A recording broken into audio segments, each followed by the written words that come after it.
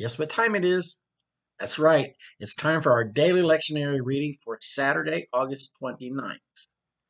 Today we're still in Psalm 45, verses 1 to 2, and then 6 to 9. Um, we got Hosea today.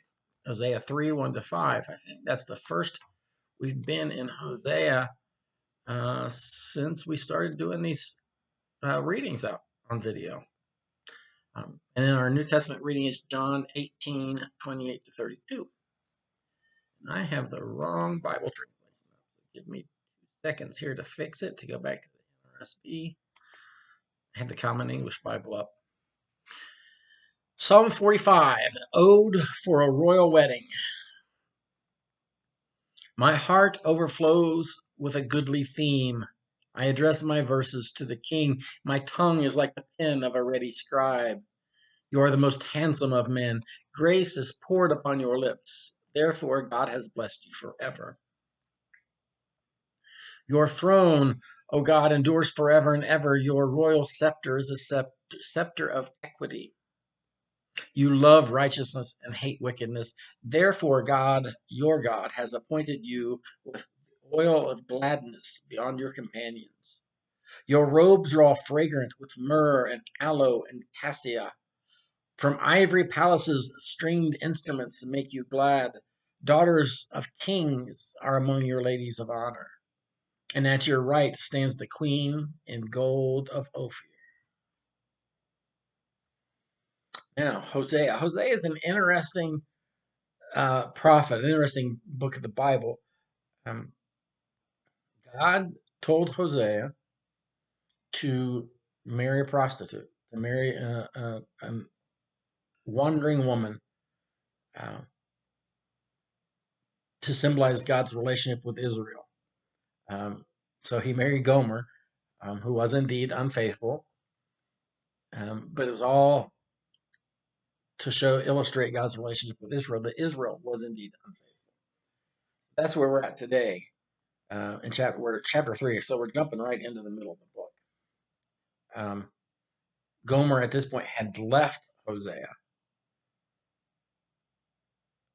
and so God's telling him to go get her back. So the Lord said to me again, go love a woman who has a lover and is an adulteress, just as the Lord loves the people of Israel, though they turn to other gods and love raisin cakes. I will look that up. So I bought her for 15 shekels of silver and a homer of barley and a measure of wine, which is about the price of a slave. That's what he would pay to buy a person. He had to buy her back from the man she was with.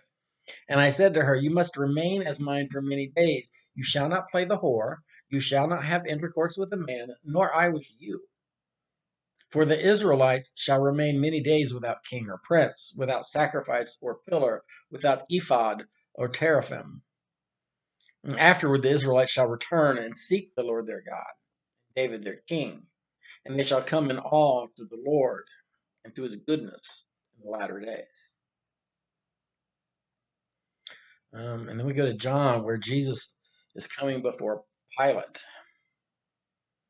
And then they took Jesus from Caiaphas, who was the high priest, to Pilate's headquarters. It was early in the morning.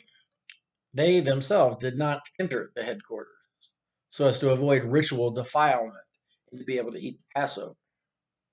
So Pilate went out to them and said, what accusation do you bring against this man? And they answered, if this man were not a criminal, we would not have handed him over to you. Pilate said to them, take him yourselves and judge him according to your law.